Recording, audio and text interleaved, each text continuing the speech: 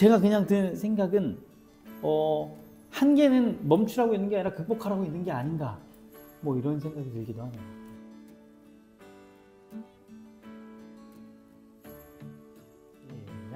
안녕하세요. 책임 형제들입니다.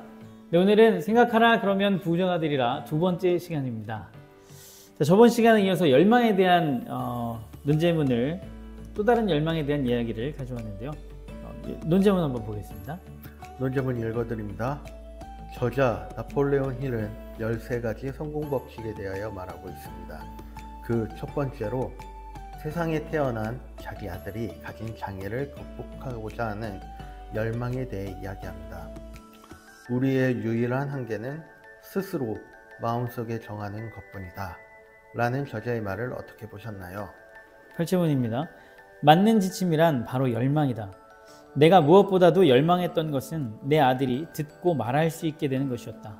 그 열망으로부터 한순간도 물러선 적은 없었다. 몇 년 전 나는 다음과 같이 기술한 바 있다.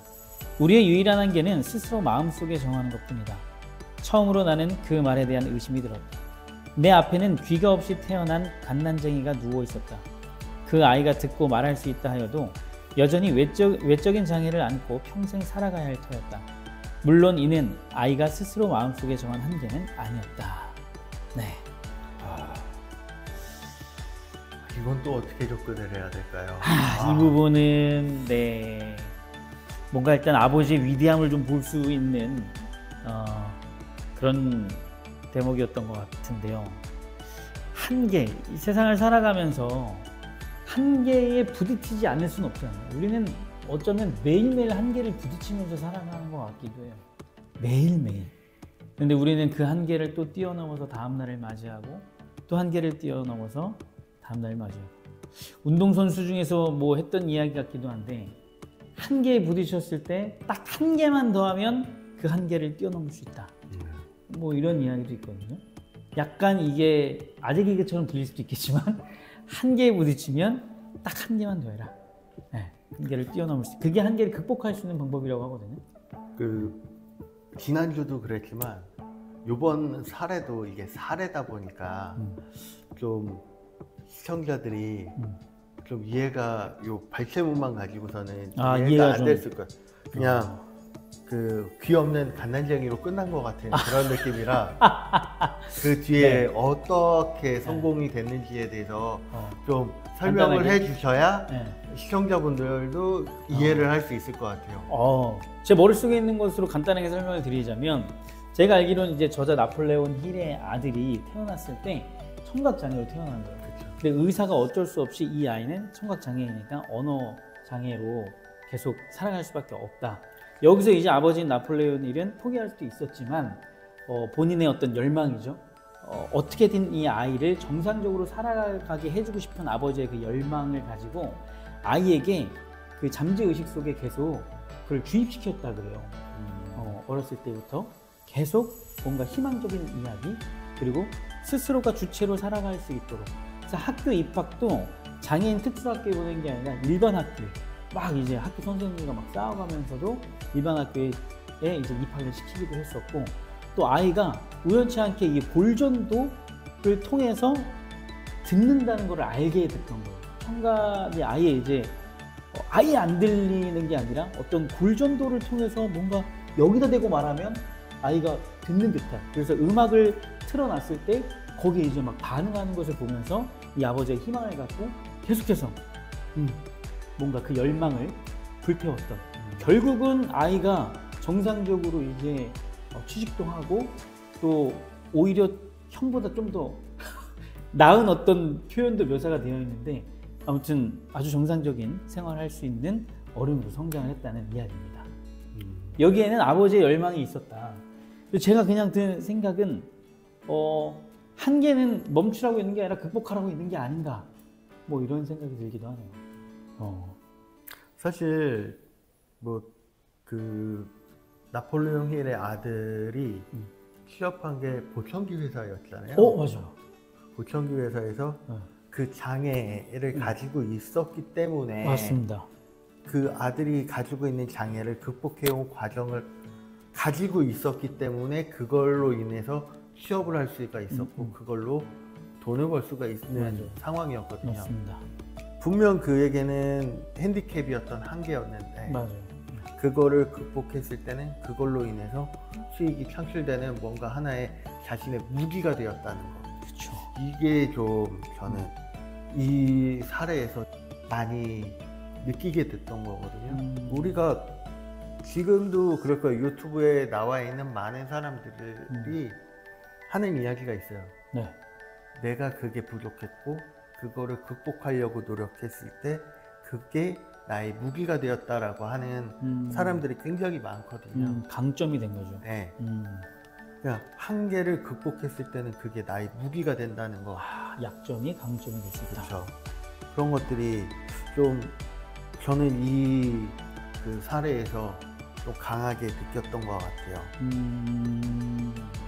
그러니까 그냥 약점이라고 해서 왜 난 이러한가 라고 손을 놓는다거나 그것을 그냥 불평을 하거나 불만으로 가져가게 되면 아무런 일도 일어나지 않지만 그렇죠. 네, 그것을 극복하려고 했을 때 그 한계를 뛰어넘는다면 그것은 우리에게 오히려 축복이 될 수 있다.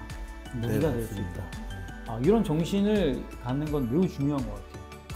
누구나 약점이 있기 때문에 이거는 참 저는 성공을 하려면 뭐 우리가 스티브 잡스에 대한 이야기도 들을 때 그는 어떤 성공한 CEO이기도 하지만 그는 철학자였다라는 이야기도 사람들이 많이 하잖아요.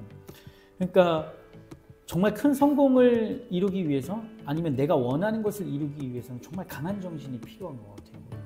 저는 그거를 좀 사상가, 정신가 뭐 이렇게도 표현을 하고 싶거든요.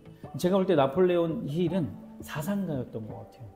책을 쭉 읽어보면은 보통 정신을 가진 사람이 아니었고 나중에 보면 막 상상력으로 막 에디슨이랑 대화를 하고 막 에머슨 뭐 각종 위대한 인물들 다 불러놓고 회의를 하는데 그 회의를 자기가 주도하잖아요.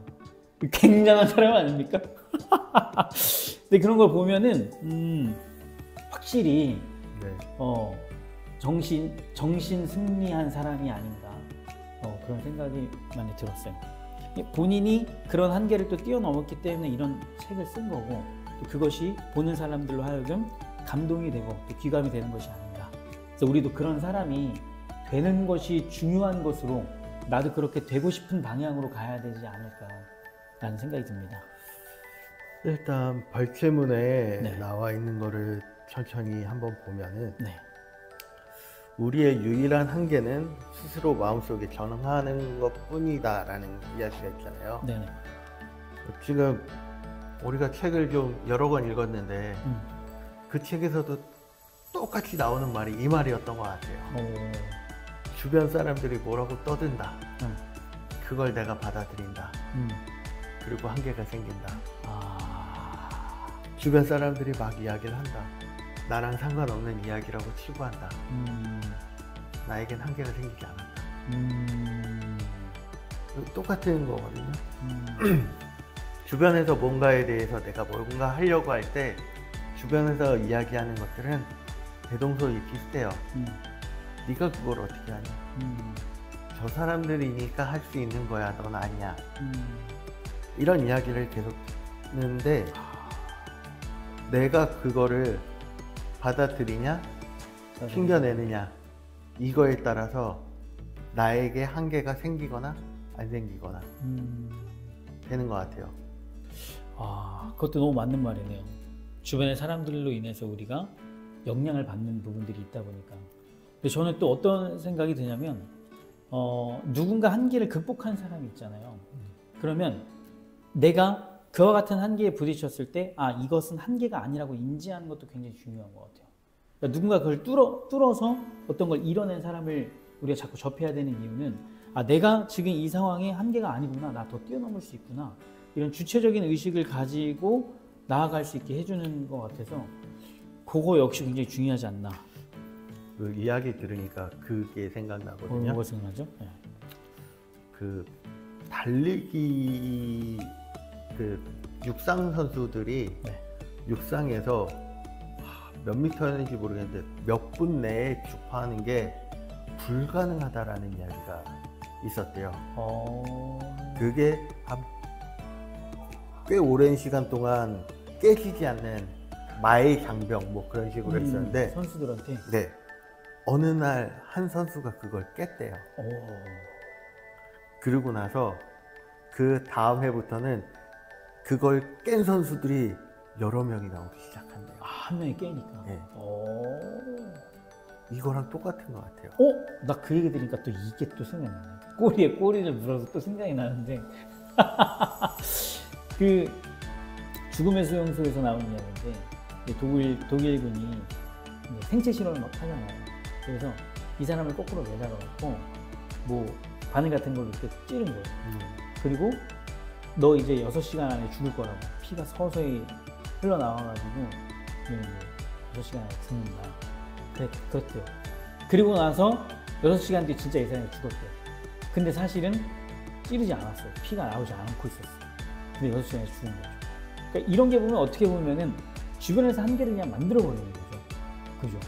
근데 만약에 그 사람이 정말 자기 스스로를 되뇌어서 난 산다 했으면 살 수도 있지 않았을까. 뭐 그런 생각도 들고, 요것도 비슷한 사례가 하나 있거든요. 어떤 사람이 그 수용소 안에서 몇 날 며칠 날 너희는 해방된다고 꿈으로 누가 그걸 알려줬다는 거야. 그럼 막 퍼뜨리고 다녔던 거야. 야, 내가 꿈에서 아주 생생하게 우리가 언제 해방되는지를 알았어. 근데 그 날이 왔을 때에 해방이 되지 않았거든요. 그래서 그 날짜가 지나고 나서부터 사람들이 막 죽기 시작했대요. 그러니까 희망이 없으니까 이제 더 이상 살 의욕이 없었겠죠. 그래서 몸이 그렇게 반응을 했겠죠. 그래서 이런 것들이 결국 한계를 만들어내는 것이 아닌가. 그 이야기 들었던 것 같아요, 저도. 아, 그래요? 네. 그 전까지는 네. 감기도 안 걸리고 멀쩡하던 맞아요. 사람들이 맞아요. 갑자기 그날 이후로는 픽픽 죽어나기 시작했다고. 맞아요. 그런 것 같아요. 진짜 이게 우리가 듣는 거에 의해서 우리가 한계를 만드는 게 너무 큰 것 같아요. 그래서 저도 아버지로서 지금 아들한테 이거 하지마 저거 하지마 계속 이야기하고 있는데 과연 이게 바른 건가 라는 생각이 진짜 좀 생각 들어요. 많이 들 것 같아요. 네. 왜냐면 이게 다칠 것 같으니까 하지 말라고 하는데 사실 그런 것들을 내가 막음으로써 얘한테 한계를 만드는 게 아닌가라는 생각도 되게 많이 들거든요. 아버지로서 깊이 고민할 수밖에 없는 것 같습니다. 네. 그런 것들이 너무 예전에는 생각 없이 살았는데 책을 읽으니까 이렇게 생각이 되더라고요. 여러분 책을 읽어야 됩니다. 생각하지 못한 것들을 생각하게 만들어주는 게 바로 독서죠. 사고의 확장. 아무튼 뭐 이런 이야기들을 통해서 저희도 뭔가 끈기도 생기고 끝까지 해볼 마음도 생기고 그렇죠. 이런 성공한 사람들의 이야기를 자주 접하는 것이 우리의 인생의 행복과 중요한 연결 지점이 되지 않나 그렇게 생각이 듭니다. 우리한테 제일 중요한 건 책을 읽었으면 책에서 느끼는 게 있고 배우는 게 있어야 돼요. 그 다음에 두 번째로는 행동을 해야죠. 맞습니다. 네. 항상 행동이 문제예요. 우리. 맞아요. 실행력. 네. 행동에 대해서도 책에서 이야기했던 논제문이 있기 때문에 우리는 이야기할 거예요. 아, 그래요? 뭐 논제문에 있나요? 논제문에 있을 거예요. 아, 그래, 오케이. 그때 또 이야기하죠. 뭐. 네. 그러면 오늘 토론은 이만 여기까지요? 네, 이만 마무리하도록 하고요. 함께 하시면서 혹시 의견이 있으셨으면 댓글로 함께 해주시고 추천해 주실 책이나 좋은 논제문이 있으면 댓글에 작성해 주세요. 저희가 대신 토론해 드리겠습니다. 네, 시청해주신 여러분들 정말 감사드리고 구독과 좋아요는 사랑입니다. 네, 지금까지 책 읽는 형제들의 부자의 서재였습니다.